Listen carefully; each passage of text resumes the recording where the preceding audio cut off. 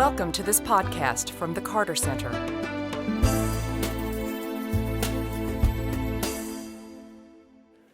Welcome to the Carter Center. Second conversation this year. It's awfully nice to see you on such a terrible rainy evening. Wonderful turnout. I want to welcome particularly the students who have come to join us this evening, and some of our donors are here, and of course our friends from the Atlanta area. Would you please begin by being sure your cell phones are turned off for the sake of your neighbors. I'm going to give a few words of introduction. I'm John Stremlau, the Vice President of Peace Programs, and then I'm going to ask our conversationalists come join me here on the stage. Then we'll have questions and answers for maybe the last 45 minutes or so. It is being broadcast live, webcast, and you can always check out and have comments if you want to think about it after this meeting on our blog at www.cartercenter.org. So I urge you to visit the Carter Center blog often. If there are questions about elections are not enough and how do we do elections, I know Jay Hakes is here, the head of our museum, and it's just been renovated, so I hope any of you who haven't been over there will avail yourself of the opportunity. It's a really wonderful way to spend an hour or more. I also want to thank in the back Deborah Hakes from the Public Information Office, who's our Peace Program Public Information Officer. She's done a great job. Deb, can you wave? And the reason you want her to wave is because after this is over, there's going to be a book signing for Professor Collier outside, and so Deb will lead him out there quickly, and I hope you can spend some time talking to Paul at that stage as well. I'm going to ask Professor Collier to come up here in a few moments. He's the director of the Center for the Study of African Economics, as you know, African economies, and there is a small bio statement on Professor Collier, and also my colleague David Carroll, the director of the Democracy Program, who manages the elections for the Carter Center. Jennifer McCoy, director of our Americas program, will be joining us, and she started her career at the Carter Center doing elections and still does elections, but manages the Americas program. Tom Crick, the associate director of conflict resolution, will also talk about the work we're doing in Liberia. Tom's the manager for that project. So we have a nice group here, and I hope it will be informal and relaxed for all of you, and we'll all be a little wiser when we leave. Elections for the Carter Center take half of the Peace Program. It's a signature issue. The Carter Center pioneered elections when it was first established, shortly after it was first established in the late 1980s, and we've done 76 of them since then. The question, for what? If elections aren't enough, what are they for? We as voters, I think, ask this all the time. Washington is kind of paralyzed right now, and the country is kind of going through, well, what did we really accomplish in the election of 2008 or 2004, or remember 2000? So the question is a general one, but for the Carter Center and for Professor Collier, I think we say elections are enough when elections help to sustain countries that have gone through terrible problems of conflict and maybe to get a peace process underway. And of course, if it can be a gateway for democratic development, that's what we really aspire to. But the Carter Center focuses, and Professor Collier's work focuses on the countries that are in the most duress, the most difficult. We are currently deployed in Sudan, the biggest of African countries, which, as you know from the media, has gone through 30 years of terrible conflict before the peace agreement, which is fragilely still holding and to which an election is very important. We'll talk about that. The Carter Centers in Ivory Coast and Guinea and West Africa, which are also two conflict-prone countries. Palestine may be on the agenda for this year for us. Venezuela may be on the agenda for us, and that offers another question about when's an election good enough to bring democracy if the leader, in fact, is moving toward more autocratic rule. Even Burma is on the list. Keep wanting to say President Carter, I should say Professor Collier, forgive me. Professor Collier poses some very interesting questions in his two books. I'm a great fan of these books, and as I say, they're out there, so let you get familiar with the covers. Why some countries stay poor. The Bottom Billion book is about the poverty problem. The other book, the more recent one, is why countries are so afflicted by deadly conflicts, and repeatedly so, even when they hold elections, hence the name Wars, Guns, and Votes. I hope that we won't have time to talk about this.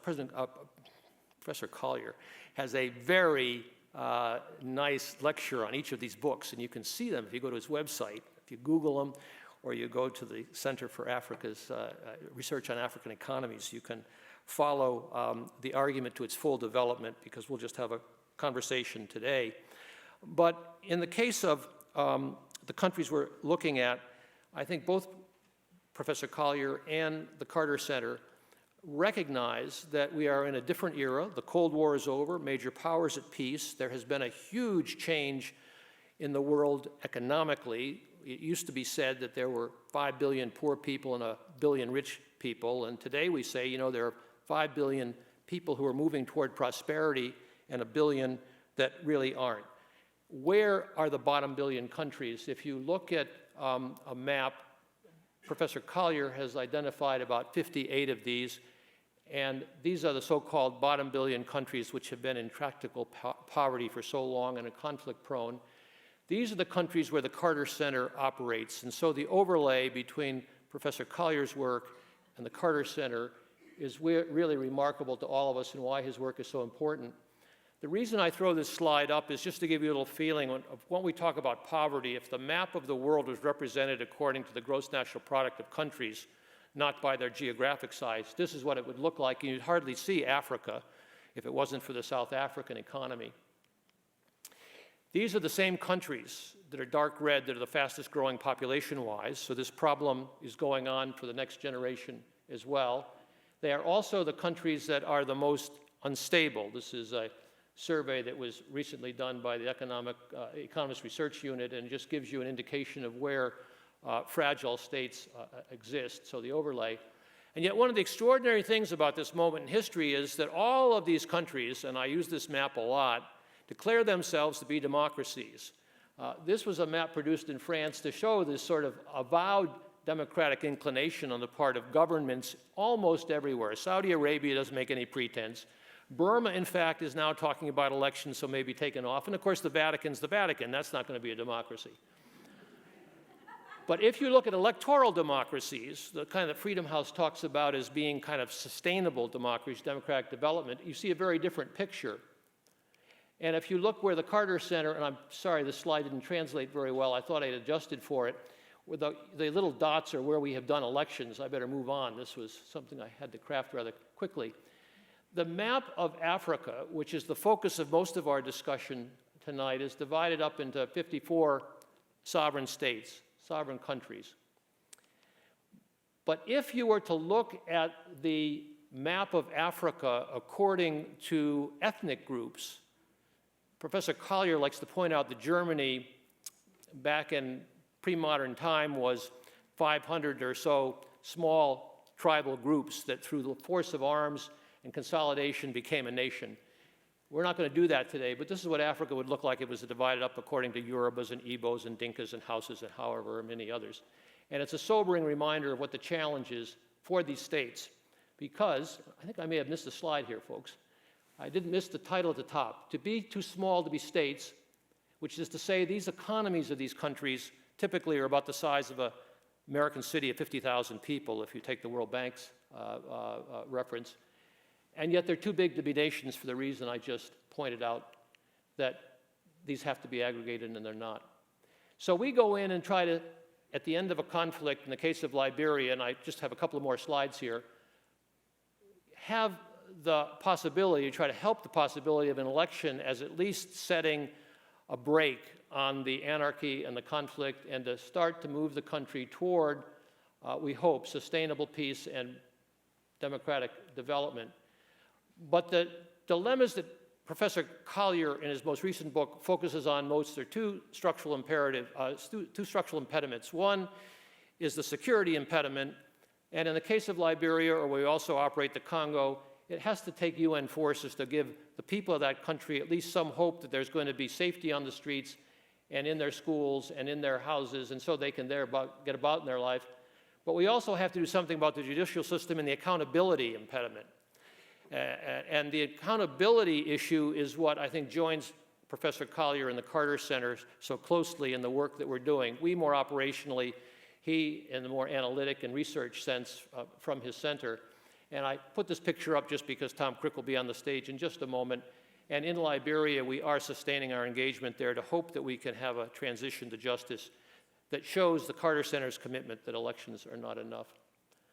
So I end with this last slide from President Obama's visit to Africa last summer, where he says, Africa doesn't need strong men, it needs strong institutions. And the conversation that I'd like now for us to begin will discuss elections within the context of the need to sort of move beyond elections to stronger institutions, but how we go about our business along the way and what Professor Collier could add to that. So I'd like my colleagues now to come join me on the stage and we'll start our conversation. Thank you for listening.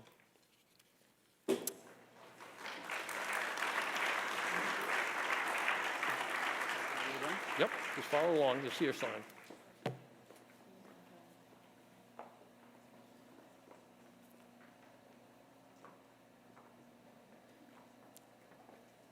We didn't plan this very well. You can sense the search for the right chair.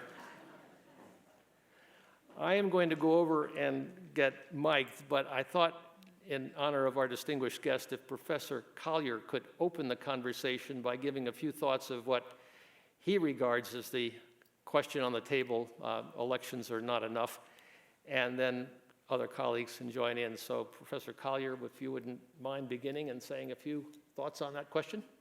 Yeah, well, thanks very much. Let me first say thanks for inviting me to the Carter Center. I've greatly admired your work for a long time, so it's nice to be here. Elections are not enough.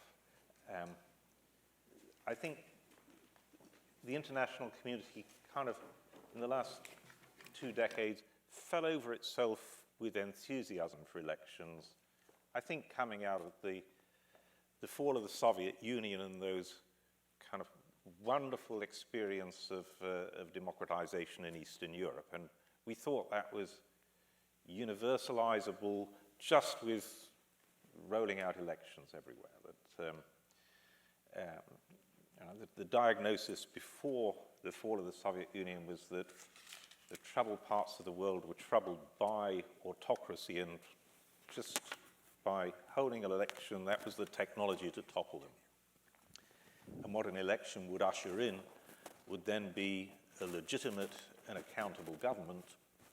And because the government was legitimate and accountable, there wouldn't be violent opposition to it, and the government would drive economic progress. So that was the theory we've sort of been magicked by over the last 2 decades, the legitimacy and accountability theory. And why is it wrong? It's wrong because a proper democracy, of course, is much more than just elections. Elections are one process which occurs within the context of a democracy. But what is a democracy? It's a set of rules, of checks and balances on power, within which electoral contests then do indeed achieve legitimacy and accountability of government. But if you try and just do elections without that prerequisite of the institutions, the checks and balances on power, what you get is sham elections. Elections are events, and so they're pretty easy to hold. The incentive to take part in an election is enormous because it's the route to power. And if there are no checks and balances in place, it's the route to absolute power. And so you can hold elections in the most troubled environments on earth. Afghanistan, elections, no trouble. Iraq, elections, no trouble, can do them, right? Democratic Republic of the Congo, which is neither democratic nor a republic, Elections, no trouble, right? So you can hold the event. What's much more difficult is to put in the institutions of the checks and balances, because checks and balances are not events. They're processes that have to be built, and they only work if they're credible. They only become credible over time. And what's more, they're, if you like, the ultimate public goods, checks and balances. Everybody benefits from them. And so, as with any public good, nobody's got an incentive to provide them. The usual solution with public goods, who does the provision of public goods? Well, the government. That's what they're for, to supply public goods. But here's one public good that we can't trust government to provide, because it's checks and balances on government. And so, by definition, the government can't supply the checks and balances on itself. So it's a particularly difficult public good to provide. Once you start with an election in a context where there are no checks and balances, there's actually quite often no going back, because what happens is, instead of getting a legitimate and accountable government, you get a government that is not recognized within the society as legitimate, but it's recognized internationally as having been anointed by the holy oil of an election, having won an election. And so it thinks it can do what it damn well likes. And so what you're actually doing with the election is not producing a legitimate government, you're producing a government with total power, which of course in a democracy you don't have.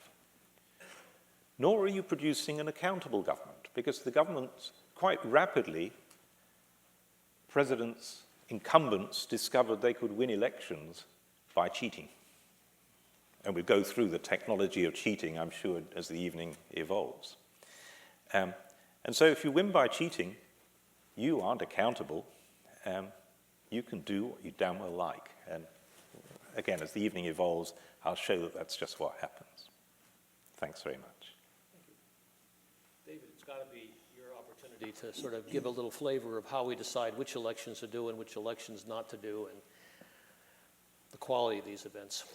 Sure. I think first maybe it's worth just saying that I agree with the basic premise that Dr. Collier has said, and we've seen it in our own work on elections. We repeatedly find ourselves going back to countries where we have observed elections once, and 4 or 5 years later, we're invited again, and the country hasn't made significant progress. So I think it's a lesson that's been learned in the community of development agencies and non-governmental organizations like the Carter Center, that clearly elections are not enough, and elections don't necessarily bring democracy.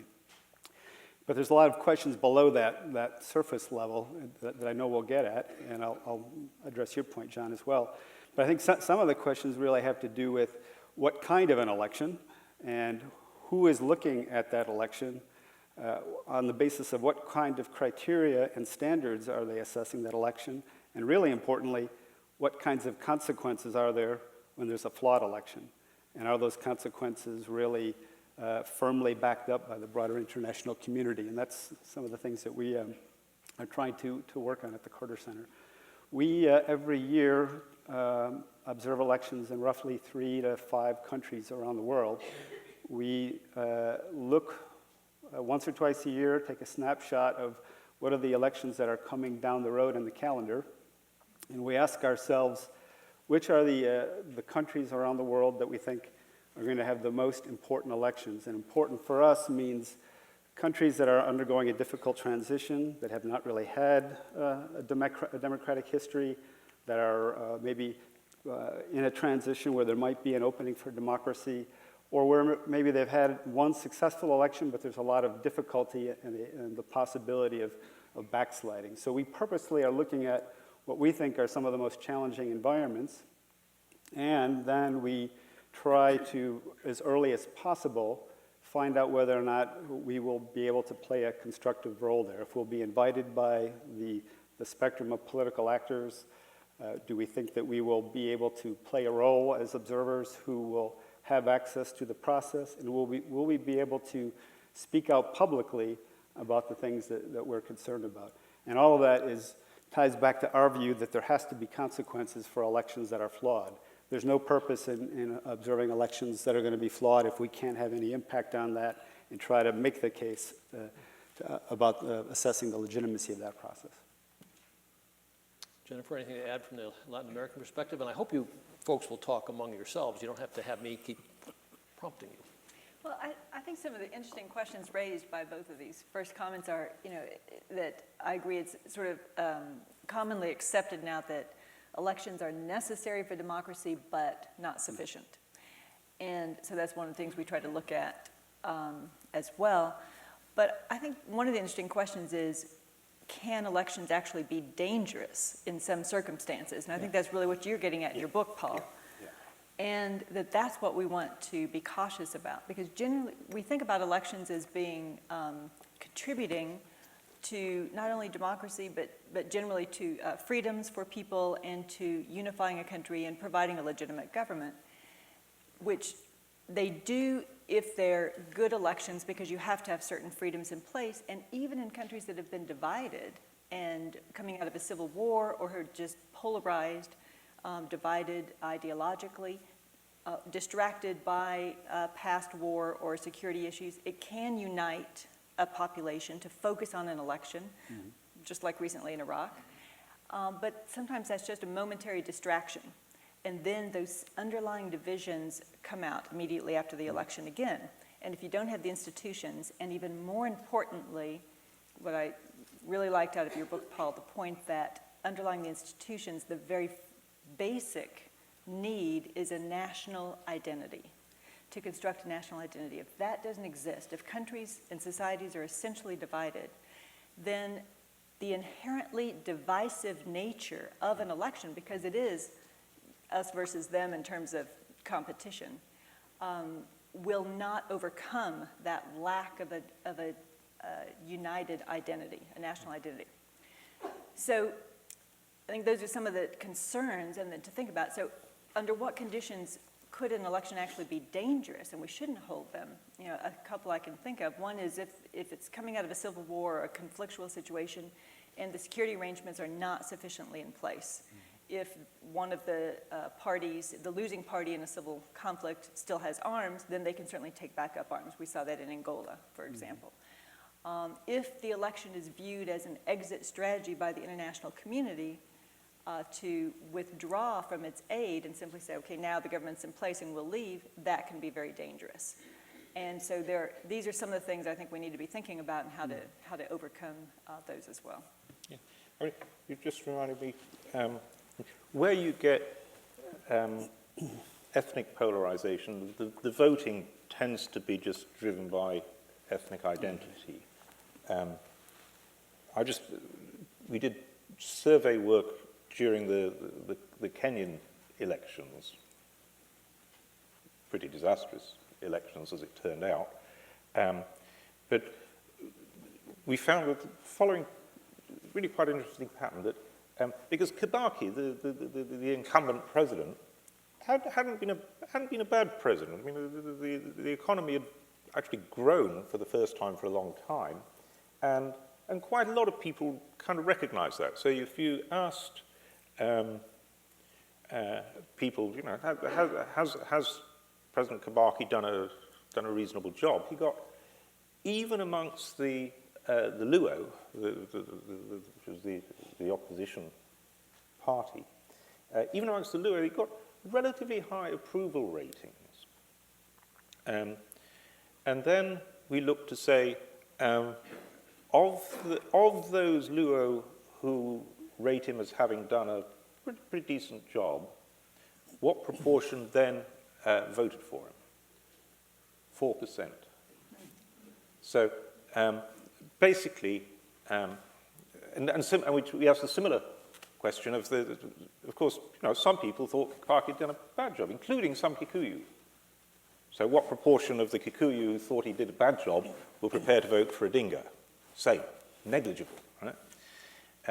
And so whilst you're imprisoned in that structure of people just voting on identity, of course you don't discipline governments to improve national level performance. What's the incentive for Kibaki to deliver policies that benefit everybody if the only people who are going to vote for him are the people from the same ethnic group as himself? You know, so democracy in those circumstances, far from disciplining a government to deliver good national policies, actually encourages it just to play the identity card.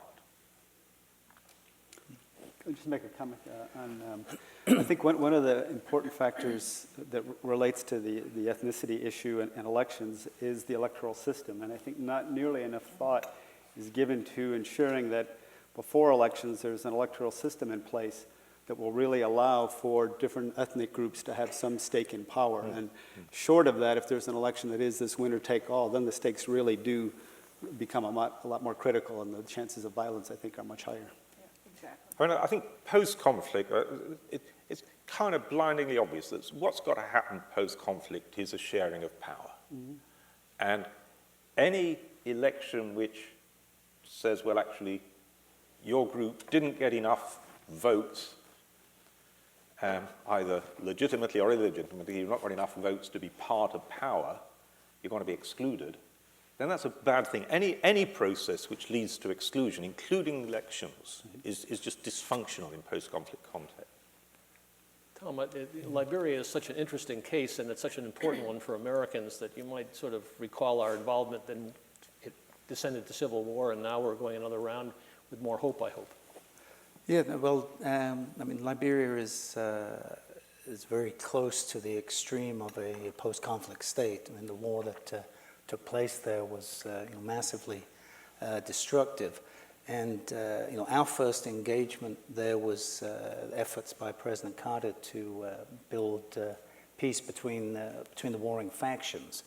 And that actually led to an election that may be a example of what you've been describing in the early days of trying to use elections to as a tool for ending conflict.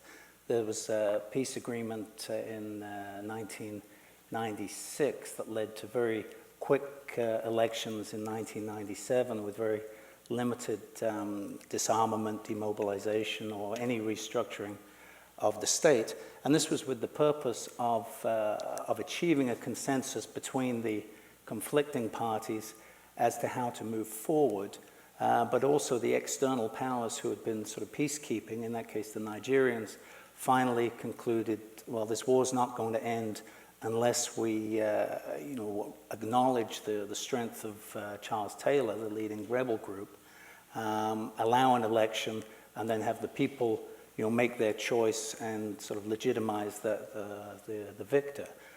So what happened was the international community supported any kind of peace, essentially. It supported the elections. The Carter Center was there along with the Europeans and others, monitoring that process, which went technically quite well. And the Liberian population overwhelmingly voted in their own interests, which was to prevent the war from recurring, which meant that they voted for Charles Taylor. One of the slogans heard there was famously, he killed my ma, he killed my pa, we vote for him.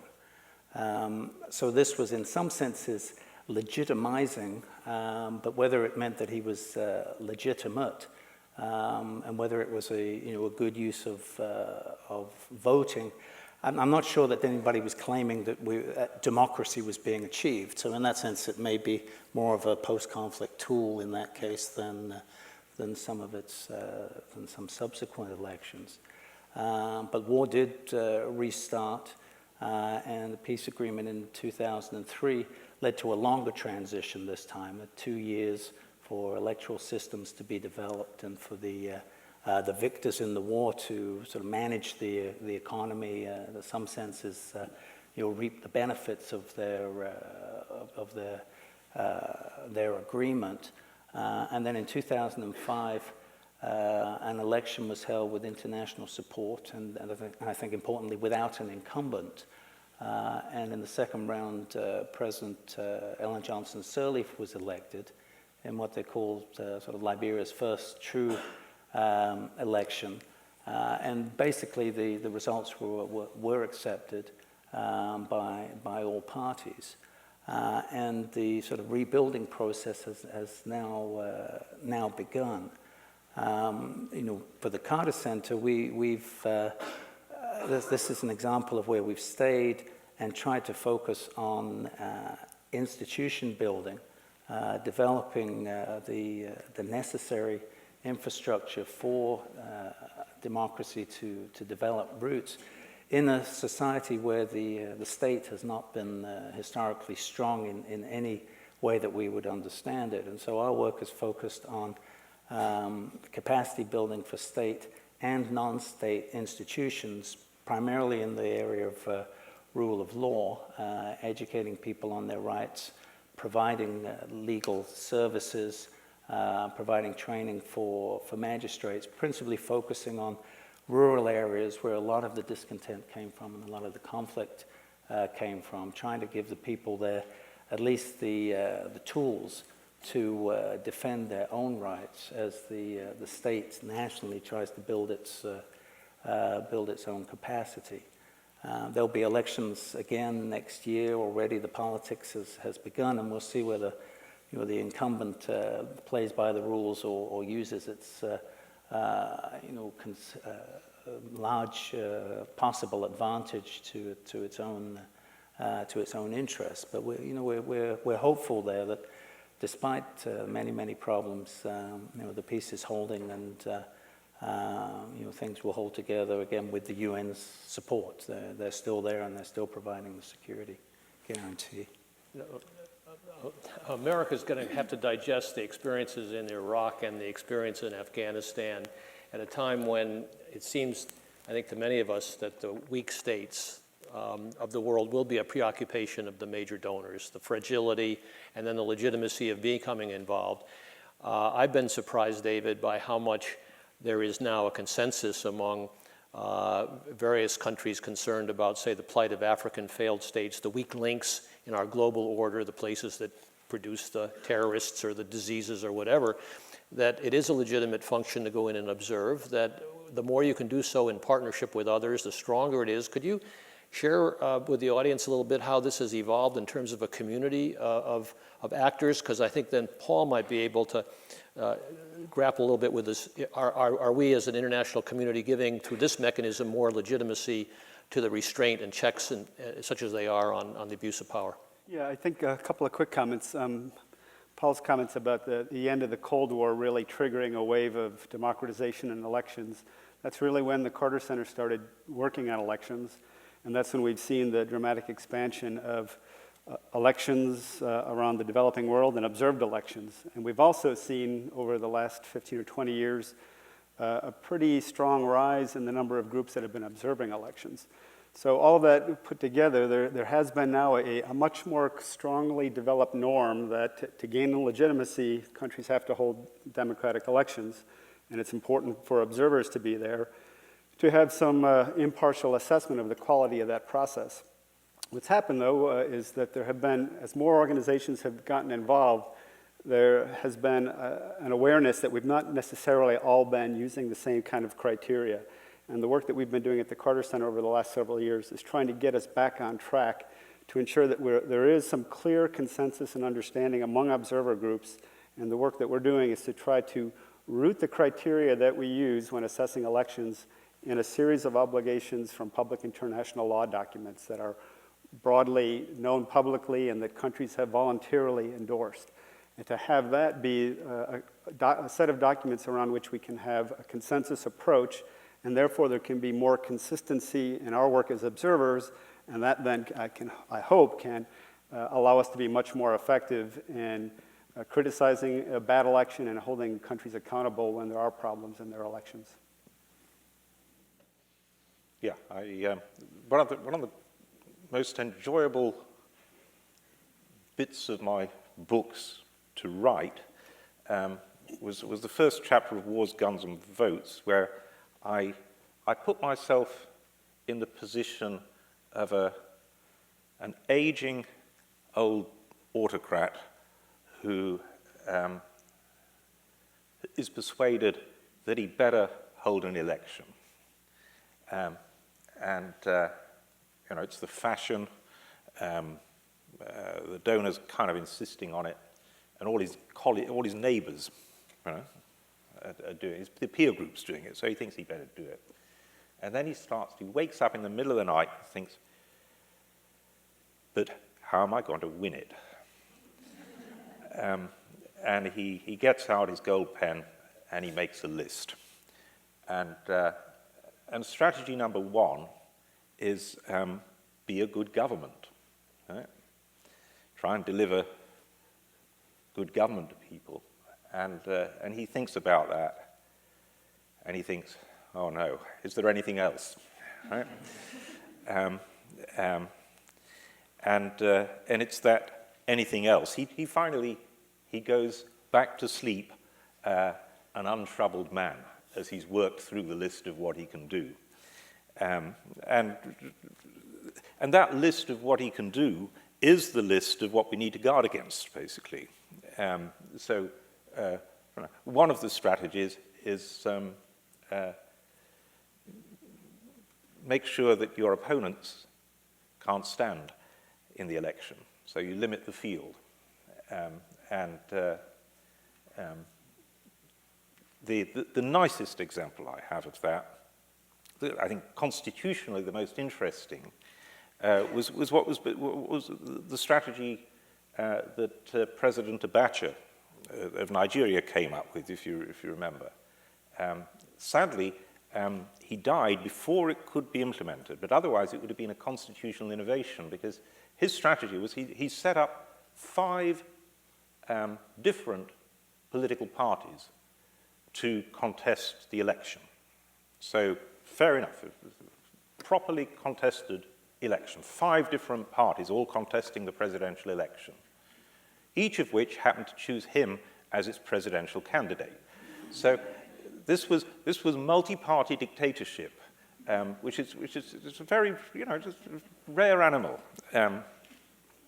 So that's one strategy. You limit the field, and we've seen that in spades in Côte d'Ivoire, where there are 2 big candidates, either of whom might win an election, neither of whom have been allowed to stand for the last decade, basically. So that's one thing: is protection against illegitimately limiting the field. And then the big 3 tactics during an election, I think of as you can bribe voters. The problem with bribing voters, the president thinks, is you just can't trust people these days. They take your money and sometimes they still don't vote for you. Now, here technology is on his side, because mobile phones, what's happening in quite a lot of countries now is you only get your money once you come up with a photograph showing your ballot paper in the booth, right? This is not just Africa, incidentally. It's Turkey. There's lots of places. So bribery technology is on the side of the president. The radical, extreme opposite end from bribery, where you try and entice voters to vote for you, is threaten them. Right? And we just heard a story of mass threatening. Mass intimidation was Liberia. Charles Taylor. What was his election slogan? Not vote for me, I'll run a good government. Not even vote for me, I'll pay you. It was vote for me or I'll kill you. Right? Like I did your parent. And it worked. Right? Voter intimidation works. So that's and then the strategy which finally allows the president to go to sleep with an untroubled night is to miscount the votes, right? And boy, have we seen that. Right? So I've learned today that the Carter Center typically likes to go in well before an election, like a year before an election or something. And I think that's right, because some of these strategies occur on the day, but some of them are built up over a long, long period. Like the exclusion of candidates is not something you do on the day, it's something you do way back. But the problem there, I think, John and David and Paul, is really, there's a line that's very blurry about what is acceptable in all of this leading up, because really what we're facing, particularly in Latin America, that's gone beyond, they're not sealing the votes on the day anymore. I mean, that's pretty much done for, except the new, the cell phone picture in the voting booth, that could be new. But it's how level is the playing field leading up to it, and how level, what is acceptable in terms of campaign finance, in terms of access to the media. I mean, we saw in Peru in 2000 was the absolute worst election in terms of, that time it wasn't bribing the voters, it was bribing the media to put in terrible stories, made-up stories, devised by the government against all of the opponents, to denigrate the opponents, and to force the media to not accept the ads of the legitimate opposition. So it was, clear, it wasn't stealing the election by the votes, but it was preventing the candidates from giving their message. And that was the one election that the Carter Center and our partner organization at the time, NDI, said ahead of time in Latin America, this is so unacceptable, we're not even going to observe on the day of the election. It's already been stolen. So that's clear. But otherwise, if it's simply inequity of resources, possibly using state resources but difficult to prove, or difficult to prove how much, but it's obvious when there are posters on government buildings, when there are buses, bringing people in to vote by the government, how much of that is acceptable? That's the difficulty. And so David's working on these election standards. Is it clear? Is the line clear there? No. I mean, at one end of the spectrum, it becomes pretty obvious when there's really dramatic abuse of state resources and complete control of the media and prevention of access to the media for other parties. But no, there's definitely a gray area where it then becomes a matter of judgment, and you're looking at a whole spectrum of other factors. And there's not a very simple scorecard to add up all the scores to say that's an 82 passing grade of an election. It's not that easy. My friend Ngozi Okonjo-Iweala, when she was finance minister of Nigeria, when she left that job, she told me, I concluded that until campaign finance is brought under control, forget competitive politics in Nigeria. And now, it may be that it's not only in Nigeria where campaign finance is a problem. It's a very hot issue here, Paul. But it's kind of grotesque that in extraordinarily poor countries, truly massive amounts of money are spent trying to win seats. And one thing that tells you is how valuable power is. How valuable it is to be a senator or a governor, that people are willing to invest huge amounts of money relative to national income in getting to power. And then it is indeed an investment which they recoup, and we know how they recoup it. So there's a clear link between the nefarious expenditures during elections and the looting of the public purse subsequently. Paul raises some very important questions that I hope you might join in participating in this conversation. There are microphones up there if you would. We'll talk for a couple more minutes between ourselves, but there are microphones here. If anyone would like to get up and ask a question, please avail yourself of that chance, and we would welcome that. I think I can't resist Paul in saying that for all of the difficulties and the challenges that we face in elections, what David was talking about earlier in terms of getting in earlier and using standards and working with others gives you at least the comfort to know that my mother used to say, outright evil are really, really terrible people, but hypocrites at least know what they should be doing. and in this world of ours today, most governments, as that blue map showed you, that pronounce themselves as democracies, know what they sort of are aspiring to, in a global information age and in a time when it's now increasingly acceptable to be involved in people's politics, whether it's our politics with people looking around and trying to lobby Washington or are being asked to be observers. We only go where we're invited. But that openness is a source of hope because accountability at least is being built up now at multiple levels, the grassroots and then also internationally, and that interplay may not quite be the kind of course of history that you've written about so eloquently with regard to the development of democracy in Western Europe. It'll be a different kind of pathway, but it is a pathway that's open, I think, and the Carter Center is trying to open that pathway. So I don't see anyone jumping out of their chairs to ask any question. There's someone in the back. Whilst you're getting to the microphone, let me say, yes, please. Where we can do clean elections, they do actually work in producing an accountable government. Some of my latest research, I've looked to see whether elections actually discipline governments to improving economic policy in developing countries. And we find that they do. Elections produce a sort of policy cycle. The year before elections, policies tend to fall apart a bit, but overall, policy gets better when you're faced with frequent elections. And the exception is where the elections are not cleanly conducted. There, at best, there's no effect on policy. So the battle for clean elections is the battle to win. Can we turn to the audience unless anyone has anything? Please. Good evening. Good evening. Am I on? Can you yes, hear you me? are. Okay. Good evening. This has been a very interesting discussion, and I don't know where to begin. Has the Carter Center considered observing U.S. elections, especially with the Supreme Court recent ruling of the Supreme Court and the corrupting factor of money? Everything you've said, I could easily apply it here. I mean, we are not a small African nation, therefore we can do more damage, and our elections seem to be getting worse and worse. So, I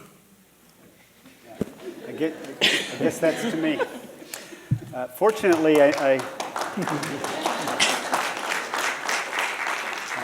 this is not a question I've not heard before. I'm sure. As a matter of fact, it's probably the most frequently asked question in my area of the Carter Center. The short answer is that we direct our attention overseas, that there's a lot of different avenues for people inside the United States to pursue, to complain about the quality of our elections here, to try to have impact on the process. And what we do is concentrate in other parts of the world. Yeah, I don't do America, but let me say this, that I think that I'd be wary of asserting equivalence, right? Obviously, for certainly any outsider's view, there are deficiencies in the American electoral process, you know, not least in campaign finance. But if you think your electoral process is bad, you know, look at some of these others. I mean, you know. Well, we seem to be trying to race to that level. level. Yeah, but you know, Paul, I think you're being very generous with us. if your incumbents really put their mind to it, boy, they've got a lot to learn in how to steal an election from others, right?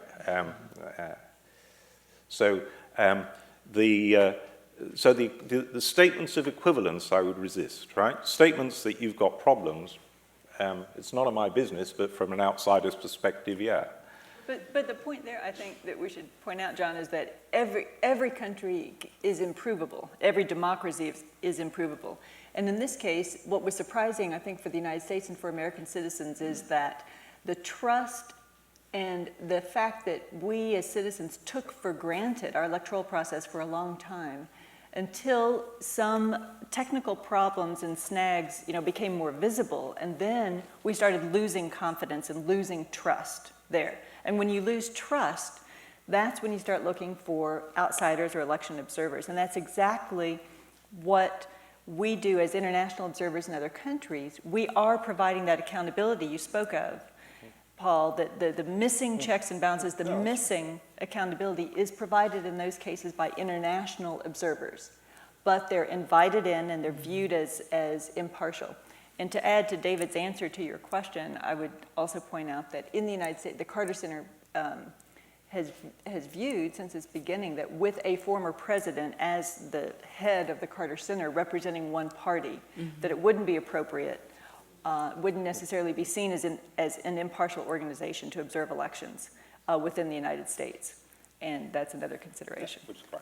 I would hope that you'd visit our website periodically. We give downloads and blogs on elections we do, and the more you learn about how other countries operate. I did the Ghana election as an observer and came back and did poll watching here in Atlanta and realized that the Ghanaians were doing a lot better job in systematically managing their polling process than we were doing here. We are a federal republic, and so we have 50 different election management bodies for each of our states, whereas most countries have a national electoral management body. We Americans can learn an awful lot by getting engaged externally, and so if the Carter Center is a window on the world, I hope you'll avail yourself of it. Now, I hope this next question is as interesting as the last one. Thank you very much, and good evening, everybody. My name is Christine Matovu. I come from Uganda. I'm currently living in Tanzania. I just wanted to assert, yes, elections are not enough. And I want to acknowledge the work that the Carter Center is doing and many others. But I want to say that it's not enough even if you go in just a year before. I think you need to look at the windows of opportunity and go in much, much earlier.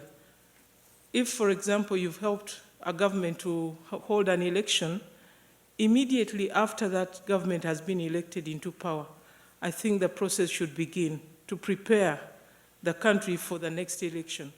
And I think that preparation should also include preparing the president to contemplate a situation when he's out of power, so that he doesn't get used to the fact that he's always in power. And I want to say that for the president, he should be prepared like a candidate who is going to do an exam. I want to equate the elections to an exam period. You prepare for a long time, and each exam becomes harder.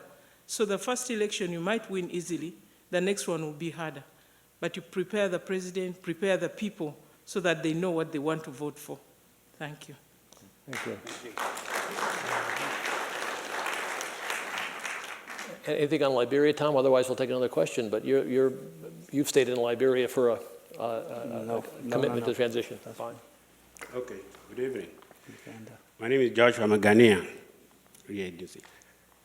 I recall during the Cold War area, we have leaders who were trying to emerge to, take off the affair of Africa.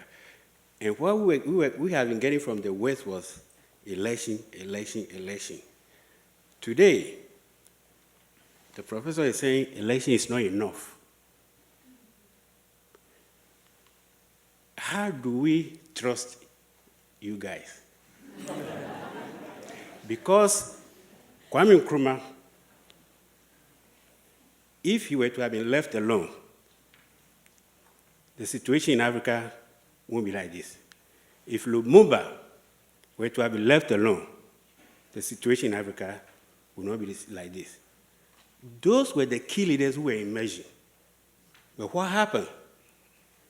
Oh, they are not listening to us. They are listening to the communist countries. They get rid of them. Now you guys are in bed with the communist countries. They are now saving you economically. You are in the planet, the moon with them, enjoy all the goodies. And now you turn around and say, election in Africa is not for. How can we trust you guys? Thank you. No, I don't agree with that. I think that's sad. It's a failure to recognize that in all these societies, there are internal struggles between brave people struggling for change and crooks opposing change.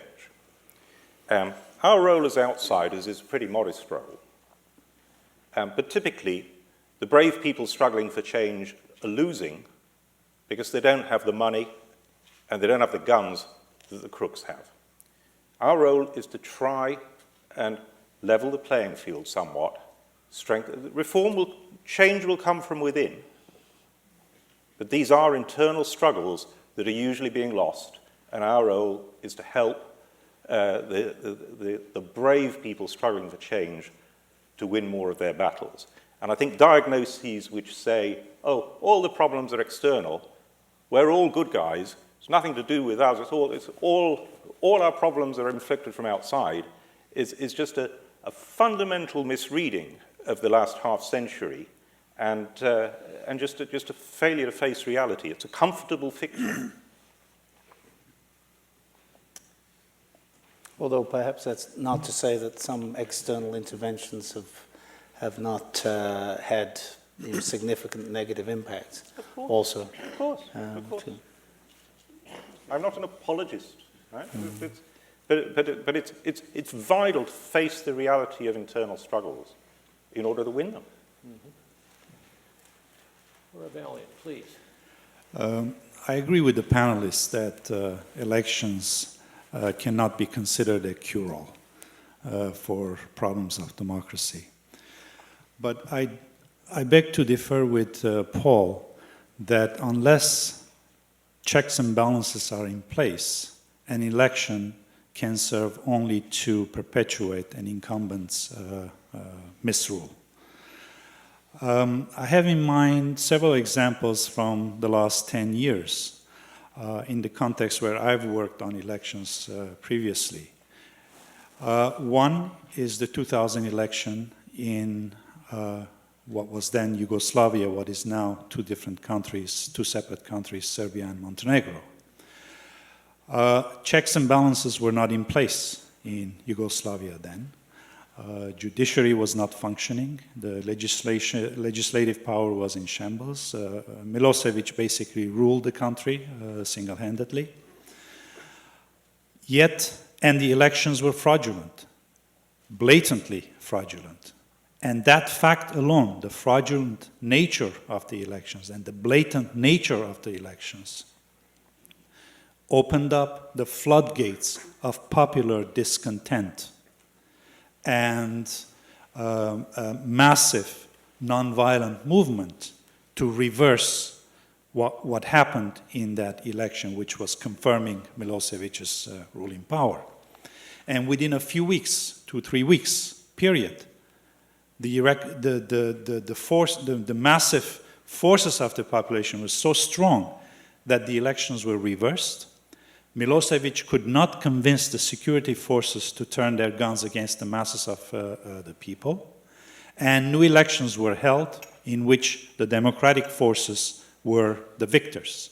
So these examples and many other examples I can cite, Ukraine, Georgia, and others, where even Kyrgyzstan didn't turn out well at the end of the day, but nonetheless it was a change based on fraudulent elections which opened up the floodgates to popular discontent and then change, despite the fact that there were no checks and balances in place. So the lesson that I learned from this is that even where there are no checks and balances, an electoral process can open up avenues for change that are not foreseen in the constitutional process, but nonetheless produce the change. So I wouldn't poo-poo elections in situations where checks and balances are not in place. Thank you. I think there's something in what you say, but I also think we've been over-inclined to generalize from Eastern European experience. There are three distinctive features of Eastern European experience which mean that it's unlikely to generalize. Right? One was that a lot of Eastern Europe had an earlier history of democracy. Right? And then Soviet Union comes, you become colonies of an empire, and then you're liberated, and then you can go back to the practices of democracy. The second feature is that the whole of Eastern Europe was middle income to upper middle income, and that helps. But the third thing, which I think is probably the most powerful, is that for a lot of Eastern Europe, there was Western Europe sitting there not just as a model, but Western Europe inviting Eastern Europe into the club of the European community, subject to membership rules. And the most fundamental membership rule of the European community was functioning democracy. There's about 10,000 pages of what's called the acquis communautaire, which is the rule book that you have to follow in order to get in. But the top of the list is democratic practices. And that condition and the enormous attractiveness of gaining entry to the European community first worked in the 1970s to stabilize Southern Europe. We now forget, but Southern Europe in the 1970s was really, Greece was a military dictatorship, Spain was a military dictatorship, Portugal was a military dictatorship. They all solved their military dictatorship and coup problems by entry into the European community, stabilized them. And then in the 1990s, the same thing happened again with the prospect of membership of the European community for Eastern Europe. So very peculiar circumstances from which we overgeneralized, I think. Well, but we should, I think, point out, there are some other cases as well, but probably maybe what we should think about is if you don't have your basic checks and balances of an independent judiciary and some other, functioning legislature, which generally you think of as part of a democracy, you can have some other compensating factors. And some of those, even without the European help, for example, in Mexico, after a similar case to the Yugoslavian case, after a fairly clear fraudulent count in 1988, then the Mexican civil society started to build up. They didn't have the independent judiciary. They didn't have a legislature to able to counter. But civil society internally started to build up with some international help to pressure for change. Now, granted, that's a much richer case than many of the cases you're talking about in Africa. But in Panama as well, in 1989, clear fraud with General Noriega, and the opposition candidates were even beaten out in the street. But in that case, that required, there wasn't enough strength internally, and that required clear international help that eventually came to an invasion to turn that around. So there can be some compensating factors, but my point is that sometimes the elections go in steps, and when you participate in the first one, when you have an autocratic situation carrying out elections, an electoral autocrat, then sometimes the first one may clearly not be winnable, but they may go in steps, and if the opposition keeps participating and forming, they can win enough change in the rules to open it up to grant that bit of unpredictability so that sometimes they can win, surprising the autocrat in the future. And then it's the question of, have we moved to the point where the autocrat has to accept that surprise loss? Or has the whole situation changed so that he couldn't possibly not accept it or not? And we get into that situation. We have several cases right now, Ivory Coast and others, that we're involved in, so we'll have that tested. Thank you. Ruth. Thanks a lot for a really interesting discussion. When I saw the title, I thought this could be a real sparring match in the sense the Carter Center is known as the proponent of elections, and here's this section, this session on elections are not enough. But I wonder a little bit if the Lion and the Lamb is laid down together a little too easily here. And in particular, I mean, everyone seems to agree, and I, to some extent too, with Dr. McCoy's comment that elections are necessary but not sufficient. But at the same time, there seems to be a little bit of an undertone of these nefarious dictators, the bad guys and the guys in the black hats and the white hats, and those of us, in the North are sitting with the white hats. And given that clientage politics are fairly common, if not universal, in many, many systems, I wonder if this kind of typecasting of the negative of the autocratic ruler is a little bit narrow, in the sense that there are clientage politics at the international level international forces which are complicit with certain kinds of shell elections, to have a state under the United Nations, be able to deal with people who may be dictators. The United States as a democracy has dealt with many, many dictators. So in terms of trying to break that cycle, I wonder if there's much attention being given to alternatives to election.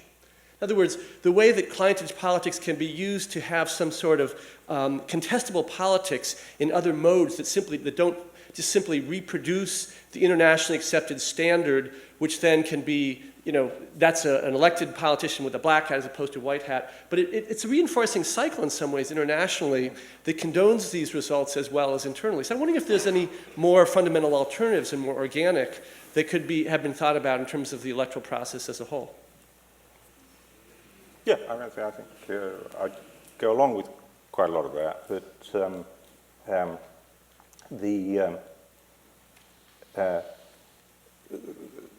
As I said, in post-conflict contexts, it seems to me that the vital thing is sharing of power, and quite possibly elections really don't have much of a role in doing that.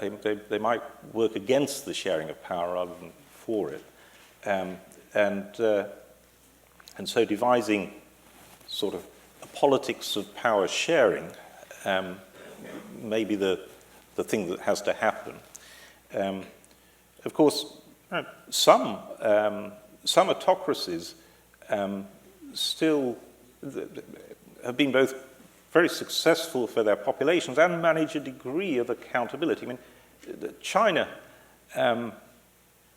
obviously doesn't have proper elections, anything like, but I think it would be wrong to say that the Chinese government is not in any sense accountable to its population. I mean, famously, the Chinese government has said that they mustn't let growth rates fall below 8%, because any growth rate below 8% would trigger the danger of social unrest, which would then be a threat to stability. And so it's clear they've got a strong sense of, my goodness, we're disciplined by the need to keep delivering to people in order to prevent social unrest. So there's accountability without elections, just as you can have elections without accountability, right? Now,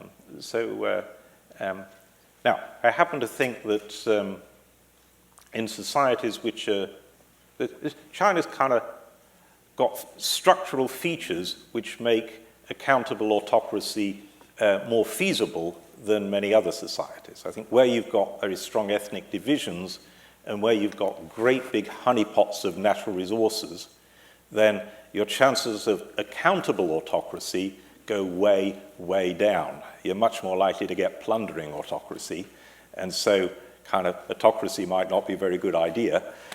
So there's no alternative to the grim process of trying to make effective democracies. I'd be interested to understand how many of the bottom billion countries, or indeed sort of post-conflict countries, do have any kind of power sharing built into their electoral processes. I mean, as far as proportional representation, for example. Yeah, proportional representation or something like that. I mean, it seems to me that that's a more common facet in Western democracies. But one small example, I think, of Northern Ireland, the recent Good Friday Agreement and the peace process that's built from that.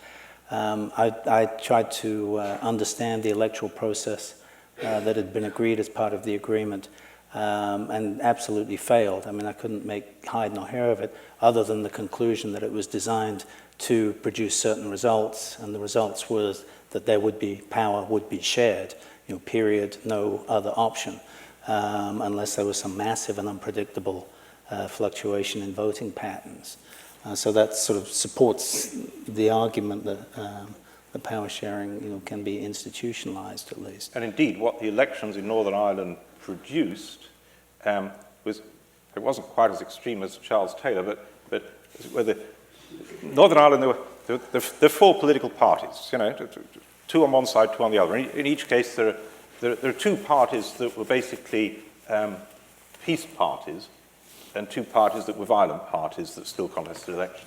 And what happened once you got to the peace settlement and voting was that voters polarized to support the extreme violent parties, which then became not minor parties, but the major parties. So on each side, it pushed the voters to the extremes. Now, partly that was, I think, oh my God, we've got to keep the violent guys in power because otherwise they'll go back, they'll kill us, right? And partly it was that we think that's what the other side's going to do with its voters, so we need to be as extreme as possible to counter that, so that any compromise starts from us being as extreme as possible. So voting actually, I think, pushed the Constitution forced power sharing, but the voting pushed people the other way. You know, it's not just the power sharing isn't just a matter of rules about voting, because I mean, take that deeply troubled, ethnically divided country, which is always in the news for mayhem, Switzerland, right? And the three ethnic groups, you know, they don't even speak the same language. Each damn ethnic group has its own language, right? French, German, Italian, they really don't like each other, you know. And that's why there's always chaos there. But actually, the reason there isn't chaos is that the Swiss have faced the fact that they're three different groups. They don't speak to each other because they can't understand each other. They don't like each other. They don't trust each other. And so they faced that reality and said, well, let's design a system which doesn't depend upon common identity and mutual love. Right? Common identity and mutual love is the best if you can get it, but they recognize it's not on the menu. And so what they do is divide up public posts according to ethnicity. So there, it's hard to believe, but this is the most advanced society on earth, but actually all the public sector posts are kind of earmarked according to ethnic groups. So a post comes up, and I remember my French-Swiss friend saying, oh, unfortunately, I can't apply to that on its earmarked for an Italian-Swiss, you know. That introduces all sorts of inefficiencies, but basically, each group knows that it's going to get its share. It's built in to the institutions. It doesn't depend upon turning out to vote. It's built into the rules of how the system operates, of how public sector operates. I used to think that worked in Lebanon, but it broke down. Right. Well, I mean, I would say that's an essential point to understand how ethnicity operates in politics. Your map of the states and nations.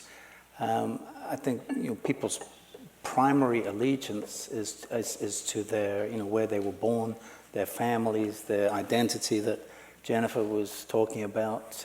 Typically born in the blood and God-given. You're not going to shift that. And so when you hear in post-conflict societies, people say, well, what we really need is to build a national identity. I think if you're trying to somehow minimize the ethnic identity and develop a greater allegiance to a national identity, I think you're destined to failure. And the description of the national identity is almost always going to be associated with a particular group. You can certainly work at the national level and level the playing field. You can remove the symbols that used to connote power of one group over another. And Liberia has a fabulous example. Their national motto is the love of liberty brought us here. And this it points to the rule of the country by the Americo-Liberians, the slaves who came from the U.S. to Liberia and ran the state for 150 years. But the motto does beg the question, who was here before? The love of liberty brought us here. Well, wait a minute, we were here before you were here. So they just brought us here and say with the love of liberty, and everybody's happy. Those things can be done. But if you try to say you're no longer, being a crewman is no longer central, you have to be a Liberian man, and being a crewman is a bad thing to be, and it's retrograde. You sort of get into this, and that's what is happening in Rwanda, where they really say, we don't talk about Tutsis, we don't talk about Hutu, we talk about Rwandans. You get into, the Soviet Union would downplay these ethnic identities, and as soon as the lid was off, everybody rushed back to, to create their own nation states, or however we describe them. So I think it's very, important point. Maybe a good time to take a question from over here, Olivia. Hello, my name is Olivia, and I was born and raised in Burundi, left Burundi in '94 as a result of, the civil war. That to me is a result of the election that was held in Burundi. A lot of this election language is really Chinese to me. All I know is that the election has destroyed a country that was very dear to me. And when I say that, a lot of my colleagues, because I work here at the Carter Center, are kind of offended. But I think it's time for any observers or whoever organizes an election to kind of listen not only to the politicians, but to the people, to the business owners. Because what I saw, I was working at the U.S. Embassy. I was granted a special immigrant visa by the U.S. government, and that's why I'm here. But it was heartbreaking to see how the country being destroyed. And of course, the observer didn't have the intent to say, okay, we want this genocide happening as a result of the election. But I think, all those international powers, they were there. I was working at the embassy, and I remember, and at that time, I even didn't know or didn't dream that I would ever be immigrating to this country. But the National Democratic Institute was the observers. And I don't think the U.S. Embassy was involved, but they were there. I'm a financial analyst, so they were coming and getting their money. And I remember telling them, because my Tutsi colleagues and my other Burundian friends, they were crying. And those are the things observers don't see. They were crying. And the first time, the Indian community, we are, just don't interfere in things that goes on in the country. But then you see this dark cloud that the observers don't see from the international community, because they come there with, with their money. They're there prepared to evacuate in a week, and that's what happened when the first president elected was killed 3 months after he was elected. In a week, the Americans came, evacuated all the non-essential employees. The Germans did the same. The French soldiers did the same for their citizens. And what are we going to do? So we see everybody leave when everybody's killing around. So I'm just here because I'm crying, and I went back home last November, and the country was paradise before the election. It was a kingdom up to 1966. From 1966 to 1976, it became a republic, and someone took over through military coup. And then there was another military coup. Olivia, we better not get into too much of a history here. I'm sorry? We better not get into too much history here. It's an important case. Well, I was born there. Well, I understand they're going to have an election now. Maybe. And they're having another election in August. But this election, I remember when I went back home in 95. I arrived here in 94, and I was supposed to, go see my father, who was sick. A week, before he passed away, I had my ticket. But there was this economic embargo, and there was all this chaos. I just couldn't even go and, see my father. He passed away without me being there. And it's all, I feel that there's so many things that this election messed up. I'm sorry to be so emotional, but that is my country. It's always going to be my native Burundi. And it has been messed up. Otherwise, I would not even be here, And I go now, things are still not okay. And nobody is there to, the international community that, kind of imposes the system is not really doing much. You see a lot of NGOs there, and they really don't know what to do because they have not known poverty, they have not known misery, so there is no way they know how to help. You know, they want to do something, and you see Olivia, the good we intent. do have to get on to other I'm sorry, but questions. I understand. I don't know if you have any comments, David, or? Man, I think her description is illustrating the whole theme, that elections are not enough, and it's a very, very complicated set of problems that requires long-term engagement. I mean, And that they can be dangerous. if there is not the long-term engagement. If there's not if the internationals just leave immediately without any follow-up. We're getting a little late, so please keep the questions brief. Sure. So my question is actually kind of related to that, and I'm interested in going back to this question of elections as a legitimating and stabilizing force, and also electoral observation having a legitimizing function. I'm thinking of the case of the DRC in the 2006 elections, and how do you avoid legitimating the wrong thing? The DRC elections, were seen as this incredibly important part of the peace process. They were delayed and delayed and delayed, and they finally get around to it. The donors who paid for this, almost saw the outcome as a foregone conclusion. I don't think anybody who seriously observes the place would dispute that. Kabila was going to win. We had to have an election to make Kabila the legitimate ruler of the country, and then we would move on. There would be some power sharing and those sorts of things, and that's exactly what happened. But the problem was the elections legitimated a bunch of war criminals and gave them, you've spread around the opportunity to steal from the state to maybe more people from more ethnic groups. So how do you avoid putting the stamp of legitimacy on situations that may actually make things worse? Because, of course, you've had an incredible loss of confidence among the Congolese people in the democratic process and the value of the rule of law and democracy. They sort of see these elections as a failure that didn't change anything. And, if you're in the Kivus, actually life has gotten much worse since 2006. So. Yeah. Well, I think the DRC election, that 2006 DRC election, was for the international community, not for the Congolese. And why did the international community want an election? It wanted an exit strategy for the peacekeepers, bring the boys home. And the evidence for that is that the DRC elections were held on October the 29th, 2006. And the date penciled in for the withdrawal of all peacekeepers was October the 30th, 2006. Right? I'd done a statistical analysis of what's the effect of post-conflict elections on violence. And I found that in the year before the election, the risk of violence does go down quite a lot. But in the year after the election, it goes up a lot. And it goes up more than it goes down. So the net effect of the election is to increase danger. But if that's the pattern, the year before the election, risks go down. The year after, they go up a lot. If you use the election as a milestone for troop withdrawal, for peacekeeper withdrawal, you get it precisely wrong, right? The election is not a milestone, it's a tombstone. Right? So I very much agree with you on that.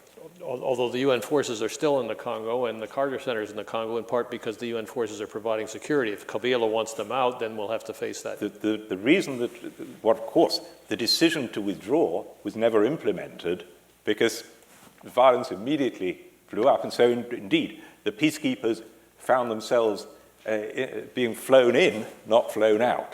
Right? And so reality eventually came home to roost. But as we say, the price of that was legitimating a regime that really had no business being legitimated. Yeah, actually, I have observation and a question, but I'll just ask the question. And Paul kind of hinted at this, is when we've been talking about donors, we mainly, it's been assumed that we're talking about northern countries, European and US, but we know that China is a major, major donor in Africa now.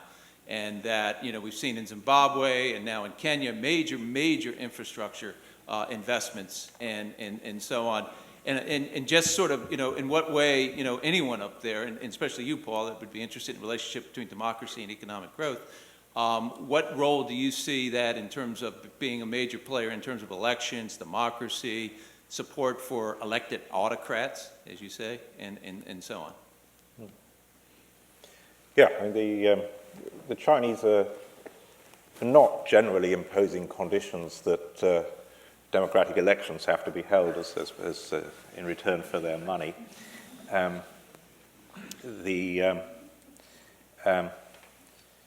The sort of deals they're typically doing is resource extraction in return for infrastructure. And that's it's a two-edged sword, isn't it? I mean, it's healthy to get a major competitor in there for these resources. That's why the price has gone up instead of just being locked up by the big Western resource extraction companies. So that's healthy. What's unhealthy at the moment is that China's going in situations which are just so manifestly illegitimate that it's shocking. I mean, the most shaming one recently was Guinea, where you get a coup, a young army captain or something comes in, zero legitimacy. The African Union refuses to recognize him. The citizens of Guinea rise up in protest, and he shoots dead 157 of them. And within 2 weeks of that, the Chinese come in and do a $7 billion resource extraction deal. This is in an economy which is only worth $3 billion. So this was truly, truly shaming. And that sort of practice, of course, reinforces the worst. So it's a vital matter to try and get some international standards that would preclude that. Now, it doesn't. We can stop way short of requiring elections before we. Most standards that anybody could possibly agree to would exclude that situation in Guinea, right? So it's the absence of any agreed standards that's the killer at the moment, rather than the standards being too low. They just are no standards. So the challenge is to try and engage with China on some sort of reasonable standards. I realize we have a couple of more questioners, but I'm afraid I have to beg your apologies because I apologize to you. Our time really is exhausted, and Paul has agreed very generously to stay an extra half an hour and to sign books outside, and I have one brief announcement to make and a final thank you. So we better cut off the questioning at this point. It was really very generous of you to be with us this evening. Our next conversation at the Carter Center will focus on improving the lives of women through public health initiatives. It will take place on April 22nd, but it will be webcast only, and you can read more about that event at the Conversation series on our website. And you can, as I said earlier, if you wish to add the question that you haven't answered, please blog it to us at the same website. I guess my only final thought in thanking my colleagues on the panel here and you for being here is I often say that the only place we're really equals in the eyes of God and in the ballot box. And I think both the Carter Center and I know Paul Collier believe in the inherent equality of all people. What separates us is inequality of opportunities and our own personal strengths and weaknesses. The countries that he's focused on, the Carter Center focuses on, the lack of opportunity has been the huge impediment. I hope this conversation tonight has given you some idea of where we locate our intervention in terms of when we're invited in to do elections, and that maybe elections can be seen as part of a process of moving the accountability equation forward for our own collective good, because the lives and the health and well-being of people in even the most disadvantaged countries of the world are, again, part of our fellow humanity, and we're all in the same boat. So thank you all for coming very, very much. It's been a wonderful evening to get together and to hear from such wonderful people. So please join me in applauding them.